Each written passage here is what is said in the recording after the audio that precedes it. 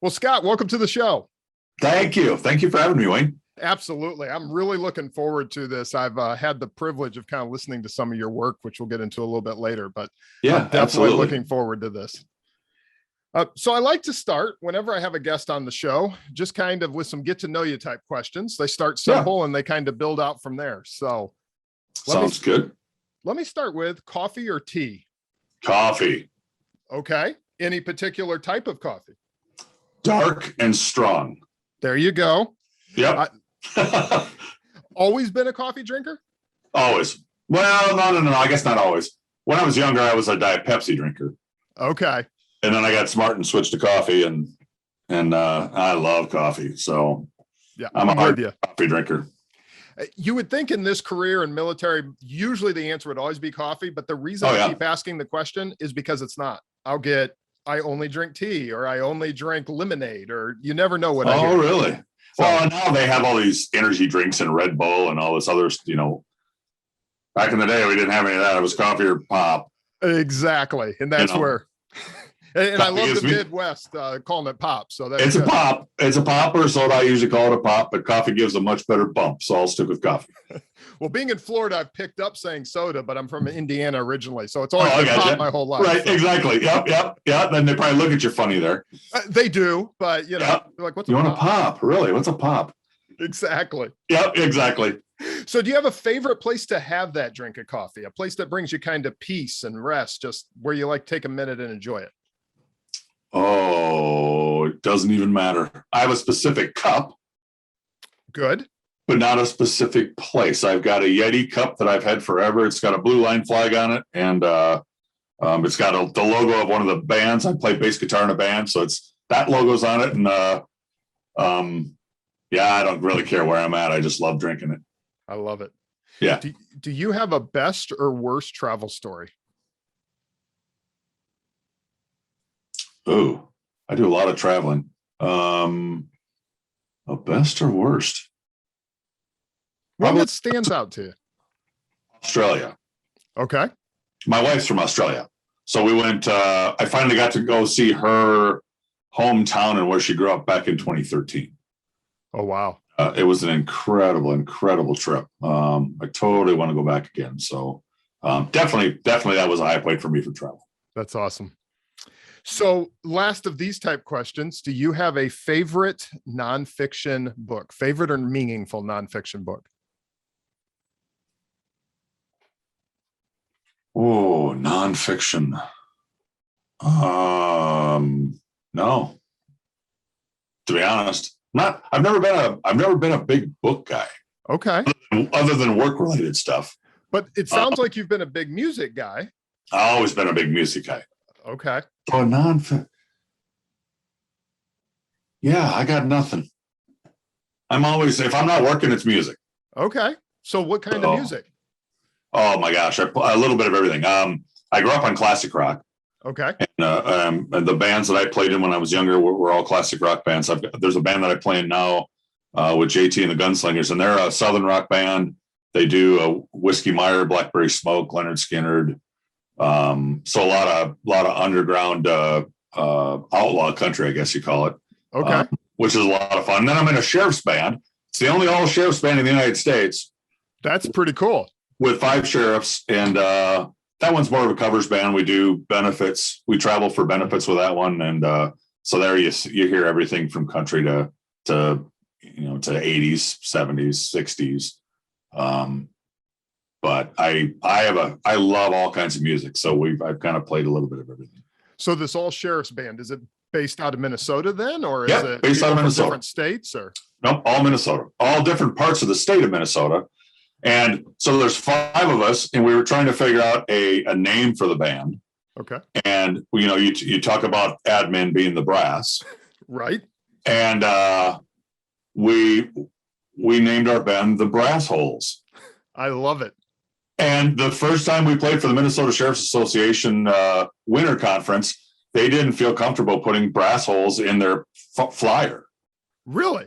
Until they saw us, and they're like, that name fits. I think we'll use that next time. And ever since then, we've been the Brass Holes. So I love it. That is great. It's been a lot of fun. So So obviously you had a life, did a lot of things before law enforcement. Where did your journey kind of begin? Well, of course, like I mentioned, when I was young, I played in bands. I've always played bass guitar. Well, did that start in high school for you, or high school? Yep, in high school. Yep.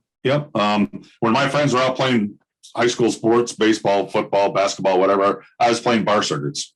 Okay. Loved it. Always played classic rock stuff back then. Did you grow up in the Minnesota area then? Yep, grew up in Southeast Minnesota. I'm sheriff in the county that I grew up in. Oh, okay. Wow. Which is, I moved away for a while and then came back and raised my kids here. But I actually went right after high school. I went to broadcasting school in Phoenix. Okay. So in 87 and 88, I did broadcasting school, and I worked for radio stations in Nebraska, Kansas, back to Nebraska, and then came here in Minnesota, worked for Laser 101 in Rochester, great radio station. I worked for a bunch of great companies. Yeah. Always as a production director. Production's kind of been my forte, so that was always my specialty. And then I ended up getting into law enforcement. That's a long story. My dad was a cop. My dad was a deputy here, and I was a second. It was a second career for me. I ended up going back to school when I was 31, and I've got 20. I've been in since 90. I've worked. Been on the road since 97. So. Oh, wow. So what brought you to Phoenix then? Just wanted to, they had it a great, okay. And you laugh. So I got to hear this. Yeah. So keep in mind, I was a cop's kid and a teacher's kid. Yeah. Go ahead. So I was always in trouble. And my parents, it got to the point where my parents were never surprised about anything I would do or anything I would get in trouble doing. After high school, I was working as a carpet layer for a contractor at the state capitol. I didn't know what I wanted to do for school. I never really paid much. School was kind of a social experiment for me in high school. I really didn't pay much attention, frankly. And then I got laid off as a carpet layer. I graduated in June. In July, I got laid off, and I had a friend of mine who moved down to Phoenix when the Mayo Clinic opened up down there because most of the initial employees down there were transfers from Rochester. So I knew a ton of people that had moved down there. And my buddy's parents said, if you're not doing anything, if you'll help him, he bought a car up here. He's going to come back. He's going to drive the car back down. If you help him drive the car down, we'll fly you back. I thought, I'm not working. And I'd never been anywhere. I was a cop's kid, a teacher's kid. We didn't have any money, so we never did any real traveling. I'd never been to the West Coast or Southwest. So I thought, hell yeah, I'll go to Arizona. Yeah. So I helped Sean and Ben drive the car to Arizona, and my parents were expecting me to be back in a week. So they were expecting me to be back the next Saturday. And I found this broadcasting school, and I thought, this is it. I'm a music guy. I need to be radio is my thing. Let's do it. So I signed up for school. On Saturday, when I was supposed to fly home, I called my dad, just classic humor for my dad. I called my dad, or dad answers the phone. I call him. I said, Dad says, yellow. And I said, hey, Dad, this is Scott. He says, so you at the airport yet? No, not yet. Well, when are you going to be there? I said, hopefully, maybe in October. and classic Bob Rose, classic my dad. I'll let you talk to your mother. And he hands the phone to Mom. And then, of course, Mom freaks out because my car's in front of the house. All my stuff is there. I took it up close for a week, and I didn't come back. I stayed there. I went to broadcasting school. And ended up working for radio stations and, started doing some work in Arizona, then went to Nebraska, then Kansas, then back to Nebraska, then back here. And, but my parents know, it got to the point where nothing ever surprised them other than when I told my dad I was going to be in broadcasting and I was going to go to radio school. He was like, son, this is the perfect career for you. Yeah. Well, I'm like, thanks, Dad. Why do you say that? Because I'm thinking it's because I have a decent voice or I'm well spoken. Or he's like, because son, you have the perfect face for radio. Like, Dad, thank you. Whatever. And then fast forward 10 years and I tell him, Dad, I'm going to go back to school to be a cop. And he's like, what? Right. You are the last Rose kid I ever thought would be a cop. And I said, well, if you remember in high school, I spent a lot of time in the backseat. Now I get to sit in the front seat. There's a lot more legroom. I'm 6'3", so I'm kind of a tall guy. And I said, and they let me drive. So, Dad, I've come full circle. And he's just like, oh my God, not knowing where this is going to go. Yeah, I started in law enforcement back then. He was just about ready to retire, and he retired, and I just kind of worked my way up from there. So, wow. What was the switch for you personally? What was the desire to switch from audio production, to going into being law enforcement? So I got involved in the sheriff's posse, which is a volunteer. Back then, it was a mounted posse, so they were on horseback. My wife and I had always had horses, and my dad suggested it as a way for where I could kind of get involved in the sheriff's office, but in regards to horses. They did parades, they did security at fairs and the rodeo and stuff like that. And I thought, well, that'd be kind of fun. I'd never done anything like that before. And I got started on the posse. And one of the things you had to do as a posse member was one ride along a month with patrol. And I started doing ride alongs and I got hooked. Yeah. I loved it. I love the night work. I love the camaraderie. I love the, I love the aspect of helping people. It's a community that I grew up in, and I just loved it. And so I ended up going back to school and switching gears, and here I am. So that's awesome. Yeah, it's cool. Through your career, was it the typical path of sometime on? Now, this was it's Dodge County, correct? Yep. Dodge County. Is that a smaller county up there? It seems to be a pretty rural county from what I was It's a rural county. We're a bedroom community of Rochester. Okay. In southeast Minnesota. So we're 22,000, about 440 square miles. So we're a rural bedroom community of Rochester. So do you guys start in kind of the jail there and then move up through? We don't have a jail. Oh, okay. Which is fantastic, by the way. Being the sheriff, I'm sure it is. I go to the sheriff's conferences and the exhibit booths, and after 6 years of being sheriff, they're all like, yeah, we know we don't have a jail, because half of the vendors at our sheriff's conferences are all jail related. Right. And I remind them every time I can that I don't have one, and kind of rub it in a little bit. And our District 6 meetings for our Southeast sheriffs, we have 13 counties in Southeast Minnesota, and anytime they start talking sheriffs on our monthly meetings, I go get them coffee, or I'll go get donuts or something like that, because it's really not my thing. I don't have to worry about it. We've never had a jail. We're one of, I think, 6 counties left in the state that doesn't have a jail. So here, when you start here, typically you'd start part-time patrol. Okay. And then that would give the agency an opportunity to see you work with their crew, and to see you work with their supervisors, and to see if it's a good fit for them to move into full time when a position opens up. So then you go from patrol from part time to patrol. Because we're a small agency, there's not a lot of turnover. There's not a lot of movement or positions. So we have lateral assignments, whether it's entry team, warrants, crime prevention, school resource officer. We've got different lateral movements like that, and then you can work your way up from there to if you're on the patrol side, sergeants. If you're on the investigative side, patrol and or investigators and sergeants here are the same rank. Oh, interesting. They just are in charge of different areas, and then you've got the captains that run those respective departments within the office, and then the chief deputy and the sheriff. So. Now, do you guys have a path that's straight through the patrol side or the investigative side? So in other words, can you move up corporal, sergeant within that, or do you always have to crisscross? So in other words, when you don't have to crisscross. Okay. Yep. No. And they're not, and we don't rotate positions. Interesting. So if you get promoted in investigations, you're there as long as you either want to be, or as long as you're either, productive and doing the job you're supposed to be doing. Right. Which we've never had an issue. We've got such a great staff and a great crew.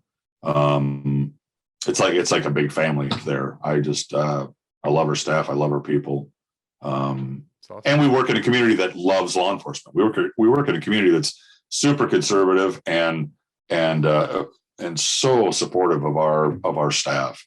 So I love it. I love this community. I love the people. Isn't that a blessing? Oh my God. When we see what's going on around this world, it's a blessing. Well, especially in Minnesota. I mean, obviously we've had our issues. Right. But it's and the sheriffs in greater Minnesota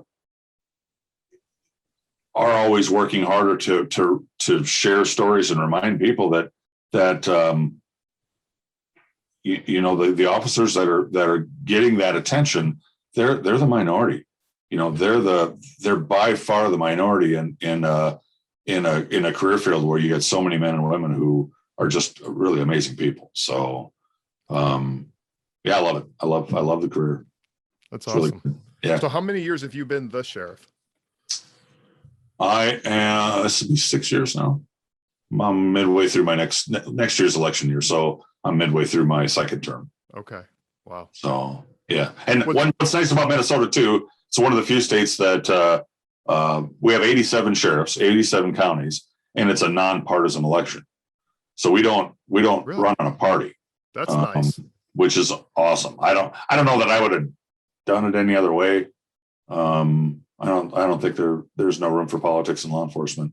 Yeah. And if once you run on a party platform, how are you not at some point, how do you not feel at some point that you're obligated, to their platform or to their agenda or whatever? And as a nonpartisan, I'm not. I'm going to support, the politicians that support law enforcement. Doesn't matter what side they're on. Absolutely. So yeah, I like it. It's great. That's wonderful. Was that kind of in your career path when you came back to Minnesota? Were you thinking that you were going to move up and stay? Like, were you thinking I'm going to stay here, become sheriff if I have that opportunity presented to me? Like, was that what you were thinking, or was it remember when I moved to Minnesota, I moved here as a production director for Laser 101.7. Right. And the last thing I thought was I'd be a cop. I never, ever, ever considered being a cop. Yeah. I wasn't one of those kids that wanted to be a cop my whole life. I was, everything for me revolved around music.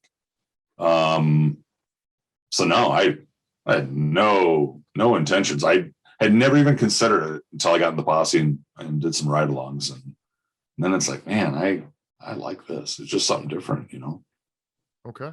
Oh. So at some point you decide to start a podcast, the Officer Down Memorial Podcast. How long has that been going? I started working on that in November. Okay. Oddly enough with that, prior to that, I had never listened to podcasts. I still thought they were new. My kids say that means I'm old. Well, yeah, I know. All of us. I'm just saying. All of us. I know. Look in the mirror. I get it. So with COVID, I have a studio at home. I've got a production studio at home. I've had one here I put it in, I think in 2006 or 2007. Okay. So I've been doing production and voiceover work for a long time here. Just never done any podcast stuff. When I listen to Spotify or iHeart or Amazon or anything like that, I always listen to music. I like talk radio. So I always listen to, for me, I typically listen to conservative talk radio. Right. And I get my fill that way. So I just never did the podcast thing. And I was very much the same. I had to learn all about podcasts when I started 2 years ago. So yeah, I didn't have a clue. And so with COVID, everything slowed down. I didn't have a lot of voiceover work that I was doing at all during COVID because I did a lot of promotional stuff. And of course, everything shut down in 2020. And so I'm on the board for the Minnesota Law Enforcement Memorial Association. I'm also on the board for the Law Enforcement Memorial Foundation of Southeast Minnesota.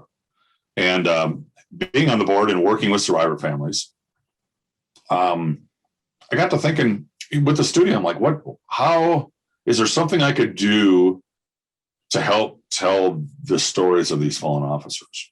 If you look at Minnesota, every state's got their own law enforcement memorial website. Yeah. And you've got ODMP and you've got the national page or national site. But on there, you get a paragraph. You get 3-4 sentences, 5 sentences to explain. To allow you to get to know that officer, and it doesn't tell you much. Right. And having worked with these survivors, the survivor families, and knowing some of their incredible stories, I thought there's so much more to these stories. There's so much more to be told, and my idea was I had an idea for. I thought I'll put together an idea. I had an idea in my head on how I wanted to format something and how I thought it would grab the listener's attention. So I put it together. The first one I did was the Matthew Hamilton story. He was the first law enforcement line of duty death in Minnesota from Winona Police Department back in 1874. Oh, wow. So in 1874, there's no police reports. There's no radio traffic. There's no records. Right. So I used historical documents, newspaper, microfiche, ancestry.com. I used those resources to learn the story and recreate the story of Matthew Hamilton in the city of Winona. And that one's a short one. And from 1874, there's not a lot of information on it. So I think it's like 10 minutes long. But I put it together in a format that I thought would be interesting for people. I love history. So it's I was going to ask you if you've always been a history buff. I love history. It's very history driven. So I did the format and I had my kids listen to it. Well, my oldest kid is a state trooper in Colorado. He's been a cop there for 10 years. My middle kid's in entertainment in LA, works on TVs and movies and whatever.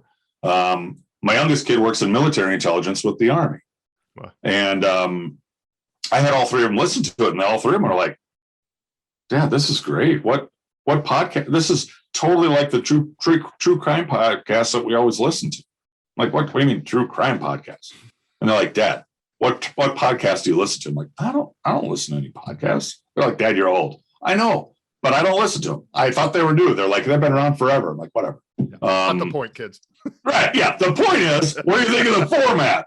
And they were like, we love it. Don't change a thing, which I didn't. So I think we've told 17 stories. So 17 stories in, the format's exactly the same as the beginning. And it's been super cool. One of my favorite parts is working with the survivor families, because there've been so many unintended benefits that they've seen from being involved in the podcast that none of us ever saw coming. Wow. Just giving them another vehicle or another means for the survivor families, their biggest fear is we're going to forget about their fallen officer. We're going to forget about the service and the sacrifice of their husband or their wife or their dad or their grandpa or whatever.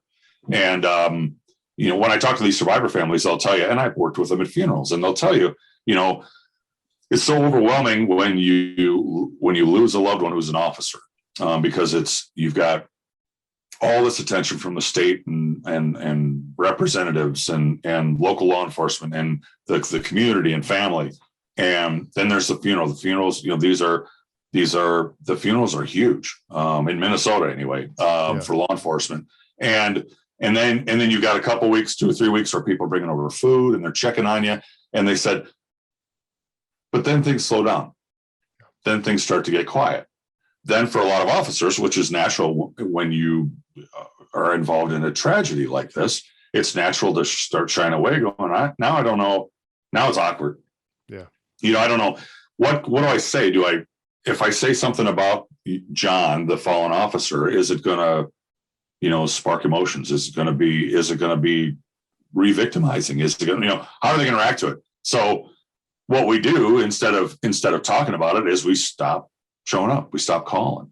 In the United States, we're great at burying our fallen. We've really done a good job at that. Frankly, we suck at supporting our survivor families. Yeah. And a lot of agencies and a lot of associations around the United States are working really hard to get better at that. Because these survivor families are still there. They're still dealing with this over and over again. And for them, that sacrifice never ends. Right. And they just want their story to be told. They don't want people to forget what happened. And what a lot of them are finding with the podcast, because of the way I put them together. So when I do a podcast that's more current, where I've got data, right, I'm going to pull every police report that's available, either with the state or with that local agency. I'm going to pull all evidence files. I'm going to pull all pictures. I'm going to pull all media. I'm going to get all the data I can and lay out an outline and a format for this story so it's as factual as possible. Then I'm going to look at the officers who are involved and find out who's still here that could help me tell the story, as well as with the survivor families who's still here that would be willing to help me tell the story. Yeah. and then I lay it out that way. So it's super factual. And one of the most common things that our survivor families are telling us is, I have not had one survivor family that hasn't told me they learned stuff about their fallen officer they never knew before. Wow. But it's natural because at that time, they're not going to read police reports. They're not going to want to look at pictures. They're trying to figure out how are they going to deal with this grief. They're trying to figure out their process. And so even the ones that I've done stories for families who have been so involved in state, regional, and national law enforcement memorial organizations and survivor organizations, cops organizations, who learned stuff that they never knew about their husband or their dad or their grandfather. And that's cool because it helps them through that grieving process. I've had families that say, this helped me through a step that I didn't even know I hadn't gotten through yet. Wow. As far as the grief, this gives me the ability to share the story with the younger generation of our family to show them that, hey, grandpa was a hero or great grandpa was a hero. And here's the real story. This is what happened. It's real. It's raw. You can listen to it. They're not an interview style podcast. They're more of a, think of Bill Curtis with cold case files. Yeah. It's that kind of a storytelling, highly produced format. And, they're proud of it. They want to share it. And it's just so cool. I love doing it. I love working with the survivor families. And it's been the most rewarding, certainly the most rewarding production project I've ever been involved in. So, well, Scott, they are absolutely fantastic. I've so far only listened to the Sean Snyder one. I will be listening to all of them. Awesome. Thank you. My goodness, they are absolutely fantastic. In fact, when you had reached out to me and I had the opportunity to listen to it, I was like, I've got to have you on because I want everybody to know about this. And I'll get to that a little bit more in a second. Yeah. But so just because I do this little podcast and it's an interview style format, which is much easier, I cannot even imagine the amount of time that, now granted that's your expertise and you're clearly a subject matter expert, but still, how much time are you putting into a single episode on average? Do you have any idea? Well, so I'm working on a story coming up in a week. It is my first survivor story. So it's my first officer down survivor. That'll be good. Which is going to be, it's a cool story. I mean, it's a sad story, but it's a really interesting story. It was an officer that was shot and wounded up in Anoka County, Minnesota. Super interesting story. So, but a lot of data. I mean, I've got telephone traffic. I've got radio traffic. I've got, people who were there that worked with him. I've got families. So it's going to be a really, really involved story. It happened in 2003. And I just looked, I was kind of trying to figure out numbers today. So I just finished the basic outline script today that I'm basing my questions for these subjects that I'm interviewing it off of. And I've got about 20 hours into it, to the research and the writing. I'll have, this one will probably be about, I'm guessing 50 to 60 hours total. Okay. And it'll probably be an hour-long podcast. Yeah. So it's kind of ended up, it's working out to be about an hour a finished minute from start to finish. Wow. So yeah, I can just imagine piecing together those interviews and the dispatch traffic and everything. Yeah. The time that has to take. Do you actually script it all out then? I do everything. Yep. Wow. I do everything. Yeah, it's a long process, but I like storytelling and I love history. And I love these families. They're just such amazing people. And of course, cops, cops are the most misunderstood, amazing people ever. Yeah. So these stories, great ones out there. Oh, these are powerful stories. And so I create my own problems because being an audiophile and an audio production guy, right. I am so picky about the sound. I'm sure. Oh, I run that sound over and over and over again to tweak everything and make sure all the levels are right. I mean, if you listen to, we really encourage listeners to make sure you've got good earbuds or headphones or speakers, because the stereo, the sound quality, it's captivating. It puts you there. And it's cool. So it does. In fact, that was a question I was going to ask, is what kind of feedback you're getting from some officers. I'll be honest with you, so I absolutely love it. And I want everyone that's listening to the show to check it out. In fact, there's going to be a link in the show page. But when specifically the Sean Snyder story, it's so real, and you take the listener into that moment. So even when, and I don't want to give too much away because I want everyone to listen to it, but even when you're talking the minutes around the house and the partner is there, and the internal dialogue that he's having and what he's saying and seeing and observing. First of all, I was crying like a baby. Yep. Second of all, I had to stop listening to it for a little bit just because I was so frustrated with dispatch and radios, because we all get so pissed off at radios and have had these issues. Oh yeah. I had to take a break, be honest with you. So I don't know what kind of feedback and so forth you've been getting, but so lots of tears. Yeah. A lot of officers I've had officers that have canceled on me 3, 4, 5 times before they finally been able to talk to me. Yeah. Officers who there are stories on there where officers break down because it's still so fresh. And even the Robert Lawson story is the longest podcast on there. It's about 90 minutes. And but man, I shared a lot of tears with those cops, and those guys are in their late 60s, 70s. I think the oldest cop is in his early 80s. Wow. And a lot of tears, a lot of emotion. So on the Sean Schneider one, his partner Kevin, he still never listened to the story. Oh, he hasn't. He was obviously he was an integral part of telling that story. Yeah. But he hasn't been able to listen to it. When he talks at the end and talks about going to the school and getting, I know. I'll just leave it there for the listener, but my goodness, I just bawled. So that was the other thing too. When I started doing these, my wife, I love production. I love going to the production studio. I get lost in it, and time is I lose time. And she stopped me in the beginning when I started doing these and said that she knew when I was getting to the point where I was getting to where that officer died, because I would start getting irritable. I would start getting short. I would get snappy. My attitude or my mood changed. And I didn't realize it until she pointed it out. And it's like, yeah, you're right. She goes, you got to know when to get up and take a break. Yeah. So I make it a point to do that now because I shed a tear on every one of these. And every one of these, there's some point in that story where I got to get up and walk out and take a walk.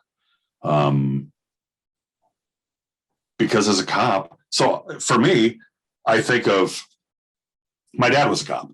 So I think of, I put myself in the position of the son seeing their dad go through this.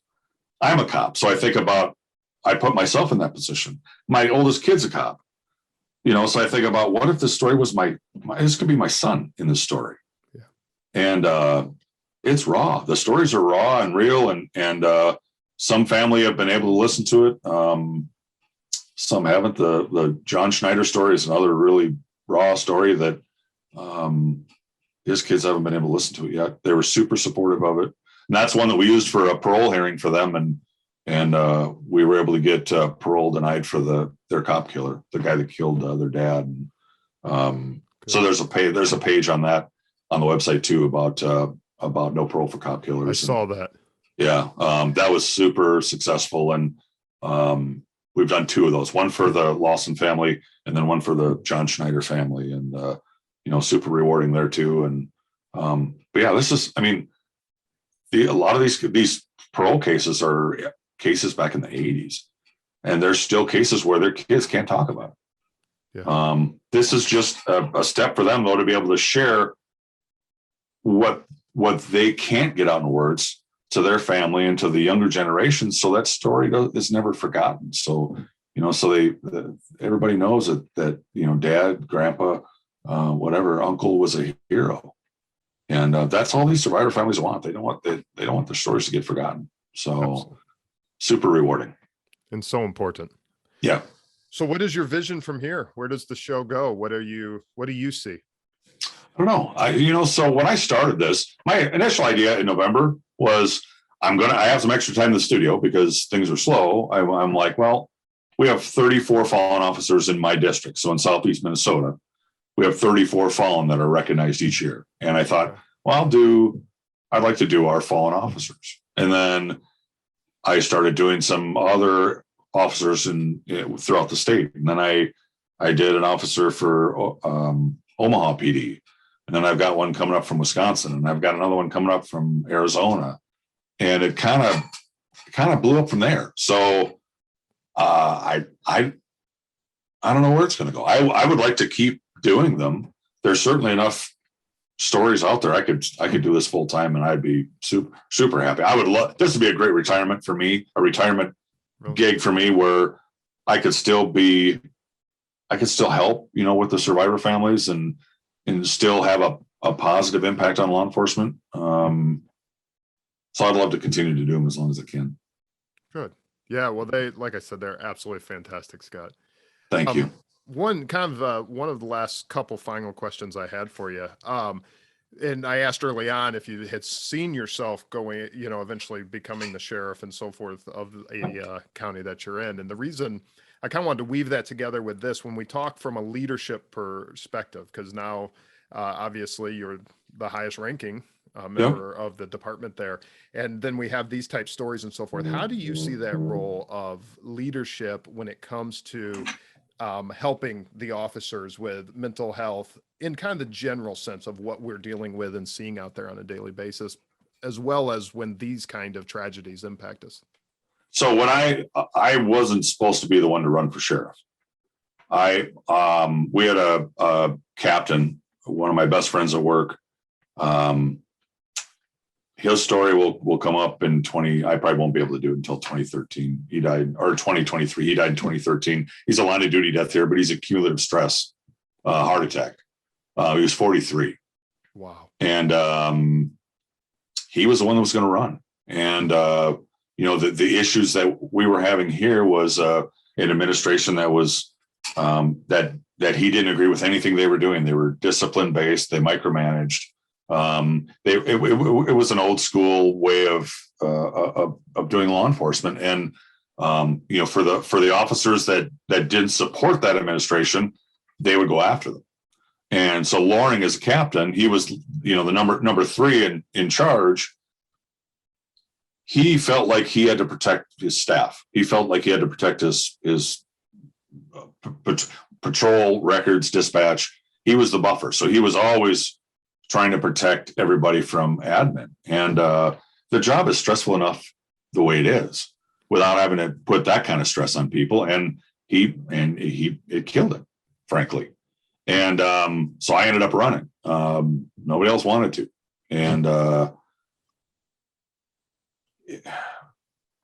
for me, what happened with Loring really highlighted the importance of our job is stressful enough the way it is. A normal, average, everyday person has 1, maybe 2, maybe 3 major crises in their whole entire life. And as officers, as deputies, as state troopers, we deal with those crises every day, sometimes several a day. And that wears on you. That changes you. You can't unsee stuff. And in the old school way of thinking when I started was you suck it up. It's part of cop work. You don't talk about it. You don't talk about cases. You don't, it is what it is. If you can't handle it, go do something else. That was the attitude. And we can't do that anymore. We have to make sure we create an environment. Number one, as administrators or CLEOs, chief law enforcement officers, it's our responsibility to make sure that our staff has the supervision, the training, the equipment, and the support that they need to do the best job that they can do and to be the best cop that they can be, because that's what our communities expect. And we can't do that if we create even more stress within that culture. So we have to establish and create a culture where it's okay not to be okay. Our cops need to know that if you got a case that's bugging you, you got to talk about it. And we got people you can talk to. And it's not Big Brother looking at you saying, okay, we better pull his badge and his gun for a while because he's not right. You're not right if it's with a lot of these cases we deal with, you're not right if it's not bugging. Yeah. Frankly. So what we've done here since I was elected, we started a chaplain program. Okay. First one ever in our county. First organized one in our district. We have 12 chaplains now. They do ride-alongs with our staff. We've had so many positive comments from law enforcement, from the other PDs in our county, from ambulance services, fire departments. Just that extra level of support, and somebody to talk to. They're not proselyte. They're not preaching. They're just there to help you. And so that was our first step, and then we started a peer support program. That started last year or the year before, maybe the year before.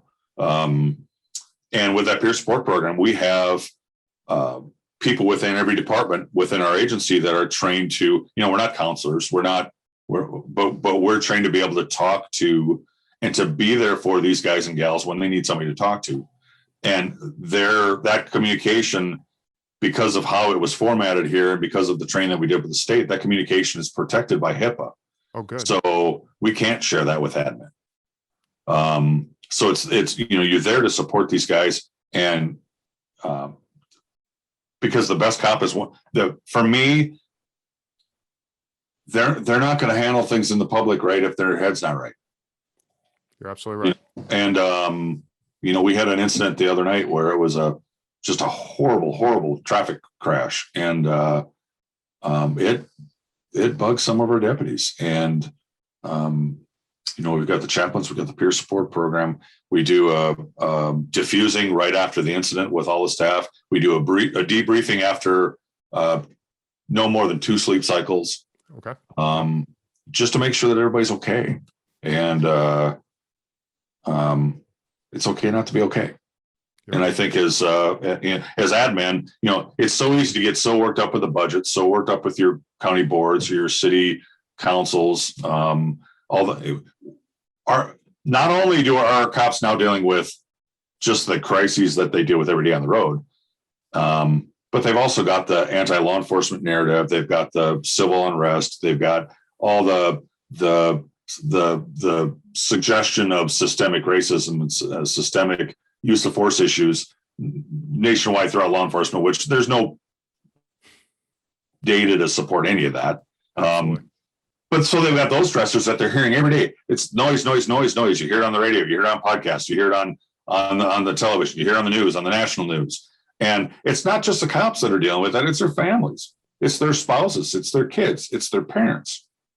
So one of the other things that we started doing here just this year is we have a law enforcement counseling group that we contract with who meets with new hires and their spouses. Oh, that's good. So their spouses understand, especially those that are completely new into this career field. So they understand what to expect, and, at that point, that's all we can do is just to provide that, we have to change the culture. We have to, because the old culture doesn't work. And it's already hard enough to get anybody to apply anymore with all the garbage going on nationwide. We got to take care of our people, because the people who are willing to the people who are still willing to take on this calling are saints. Okay. with everything that's going on, because you don't get rich doing it. You and I know that. Lord knows that. Yes. You in Minnesota, you have to have a college degree too to be a cop. You can't just go to an academy. They want it. I have a college degree. They want one. They do. Okay, good. So in Minnesota, you have to have a college degree to be post certified. You have to do post training. You got to do your 12 weeks, at least 12 weeks of FTO with your agency. And then you're on probation for 365 days after that. Yeah. All with a salary that requires you to work part-time or take on as many overtime hours as you can just to feed your kids. Yeah. So we got to take care of these people. They're heroes. And the podcast is just another way to show that, and, to support them and to support the families who have lost heroes. And so I don't know, as you can tell, I might be a little bit passionate about it.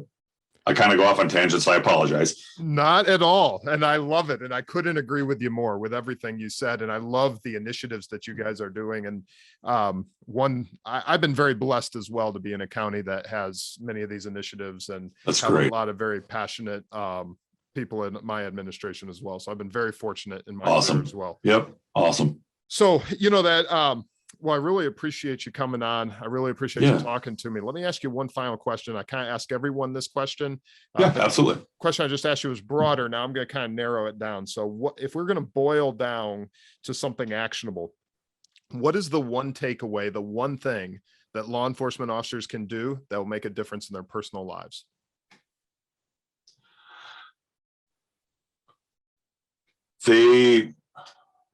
And we tell this to our folks, you have to have a life outside of law enforcement. You can't be married to this job. You can't be married to it because it'll eat you up. And I did it. I'm guilty of it. I've reconnected with a lot of them now, but for the longest time, I pushed away a lot of my lifelong friends from high school and from college, because I was a cop. They didn't understand me. Right. And I was married to the job. I was all in. I was all cop. And for a while, it was great. But then it's like you realize, well, what am I missing here?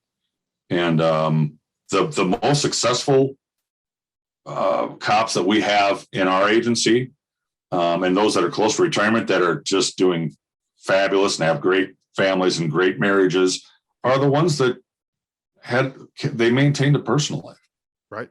They weren't always, it's hard. We all know it's hard to turn it off. I mean, I never put my back to the door in a restaurant. My wife she knows that. She's like, oh, I can't sit there. I'm like, you're right.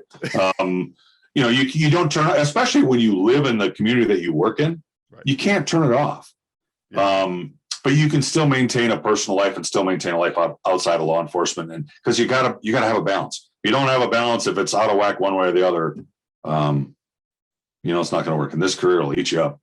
It will eat you up if you don't figure out a way to manage it. So you are absolutely correct. Yeah. So, well, sir, thank you so much for coming on. Thank you. What is the best way people can contact you? I'm going to direct them to the Officer Down Memorial Podcast, but is there any other place that they should find you? Okay. So the website is officerdownmemorialpodcast.com. You can email me on there. If you're like me and didn't know anything about podcasts, you can go right on there and you can download them from there. If you're an avid podcast listener and you have a favorite app, the Officer Down Memorial Podcast is on every major platform. So all you have to do is search Officer Down Memorial Podcast and you'll find it. We're on Facebook, Twitter, Instagram, and LinkedIn.